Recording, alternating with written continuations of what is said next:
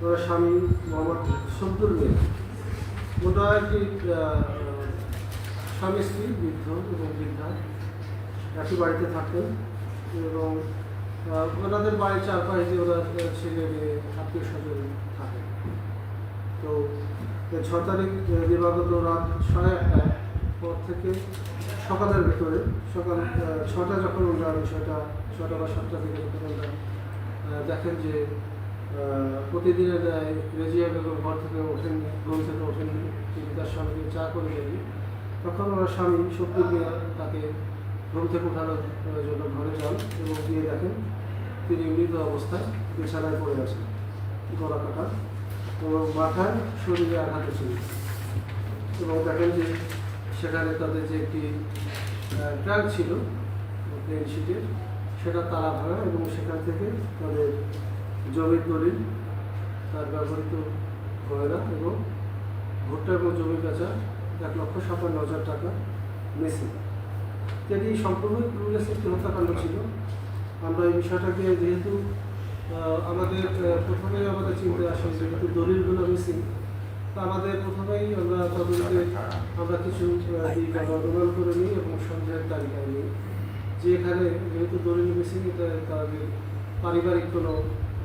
বিরোধ বা পারিবারিক কোনো লোক কাজ করে থাকতে পারে। সেদিক থেকে আমরা তদন্তের অন্যান্য যে কতগুলো দিক ছিল সেটাকে আমরা আমাদের মাথায় নিয়ে আমরা তদন্ত কার্যক্রম আমরা অব্যাহত রাখি এবং এক পর্যায়ে আমরা এই যিনি ভিকটিম তার দেবরের ছেলের ছিল নাতি, তাকে আমরা সাসপেক্ট করি এবং আমরা তাকে আমাদের সন্দেহের তালিকায় নিয়ে আমরা তাকে আমাদের হেফাজতে নেওয়ার চেষ্টা করি এবং তিনি পলাতক হন। এক্ষেত্রে আমরা কিছু টেকনিক অ্যাপ্লাই করি, যে টেকনিকটা আসলে আমাদের এই ক্লুলেস হত্যাকাণ্ড থেকে আমাদের সহজীকরণের ক্ষেত্রে বা আমাদের সন্দেহভাজনকে আমাদের নির্দিষ্টকরণের ক্ষেত্রে বেশ সহযোগিতা করেছে। এই জন্য আমি আমার যে টিমটি কাজ করেছে, আমার সদর সার্কেলের সহকারী অতিরিক্ত পুলিশ সুপার শেখ জিন্নার মামুন, ভারপ্রাপ্ত কর্মকর্তা মজিবুর রহমান বিদ্রোহ এবং এই মামলার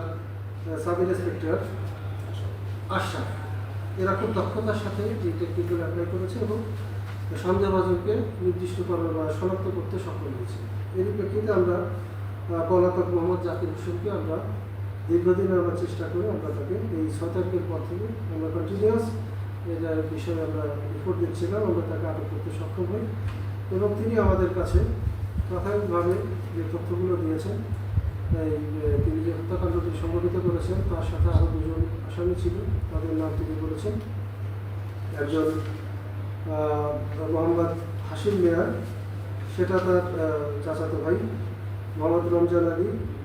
ভাগিনা। এই 3জন মূলত যেহেতু বিচ্ছিন্ন বাড়িতে এবং টার্গেটটা ছিল সব বৃদ্ধা 75 বছর বয়স্ক, তিনি মূলত তার এই স্বামী শব্দুল মিয়ার সংসার, জায়গা জমি সব কিছু তিনি দেখে শুনে রাখতেন। তারা হয়তো বা ধারণা করেছিল যে তাদের কাছ থেকে যদি কোনোভাবে এই দলিল বা টাকা পয়সা স্বর্ণালঙ্কার নিয়ে নিতে পারে সহজে,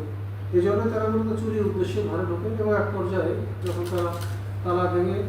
এই দলিল স্বর্ণালঙ্কার টাকা নিচ্ছিল, তখন ওই ভিকটিম বেজিয়ে গেল, ঘুম থেকে জেগে যান এবং তিনি জেগেই তাদেরকে চিনতে পারেন ও তাদের নাম ধরে তাদেরকে যখন ডাক দেন যে তারা এখানে কী করছে, তখনই তাকে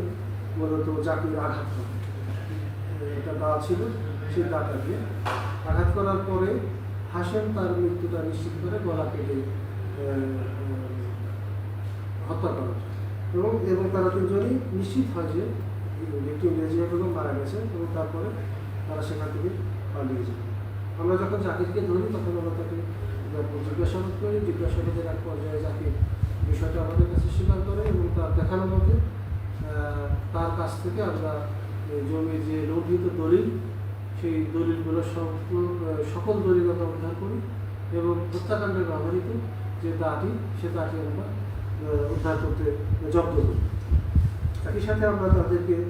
যে মিসিং টাকা এবং গয়নাগুলো আছে সে বিষয়গুলো সম্পর্কে জিজ্ঞাসাবাদ করি। সেই বিষয়ে তারা আমাদেরকে তথ্য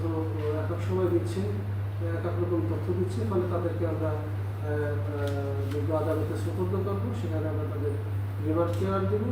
এবং পরবর্তীতে আমরা প্রতিবেদন জিজ্ঞাসাবাদের মাধ্যমে তাদের কাছ থেকে বাকি যে লজ্জিত টাকা এবং স্বর্ণার উদ্ধার করার চেষ্টা করব।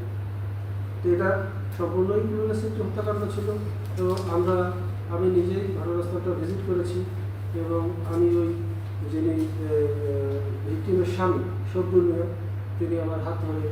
বলেছিলেন যে বাবা তুমি একজন মায়ের প্রয়োজন হয়েছিল, দেখো এই আমরা দুজন মানুষ ছিলাম একসাথে, বয়সের জীবনের শেষ প্রান্তে এসে আমি আমার সাথীকে হারালাম। এটা আসলে খুব প্রাচীন একটা বিষয় ছিল, যে কারণে আমরা প্রত্যেকটা ঘটনাকে আমরা গুরুত্বের সাথে তদন্ত করি, কিন্তু এই বিষয়টাকে নিয়ে আমরা খুব বেশি কমিটেড ছিলাম বাদীর প্রতি এবং ভিকটিমের স্বামীর প্রতি, যে আমরা অবশ্যই চেষ্টা করবো যে আমরা যাতে এই ঘটনাটাকে আলাপ করতে পারি এবং যারা এই ঘটনাটি ঘটিয়েছে তাদেরকে আইনের আবেদন করি। এটা আমরা আমাদের এই টিমের চৌকস কৌশলী তদন্ত এবং তাদের যে দক্ষতা, এটাকে তারা সর্বোচ্চ উজাড় করে দিয়েছে, যে কারণে আমরা এই 6 তারিখের পর থেকে আজকে 25 তারিখ আপনাদের সামনে আমরা এই ঘটনাটি আমরা উদ্ঘাটন সহ আসামি আটক সহ আমরা আজকে উপস্থাপন করতে সক্ষম হলাম এবং আমরা আশা করি যে আমরা শব্দুল মিয়াকে আমরা যে প্রতিশ্রুতি দিয়েছিলাম সেই প্রতিশ্রুতিটা আমরা বাস্তবায়ন করতে সক্ষম হয়েছি এবং আমি আবারও ওনার কাছে যাব এবং গিয়ে তাকে আমাদের কাজটা সফলভাবে করতে পেরেছি এবং তিনি আমাদের কাছে যে চাওয়াটা চেয়েছিলেন সেটা যে আমরা পূরণ করতে পেরেছি, আমরা সেটাকে বলব তার কাছে গিয়ে। তো ধন্যবাদ। এই ছিল টোটাল বিষয়টি। আপনাদের যদি কোনো প্রশ্ন থাকে আপনারা করতে পারেন।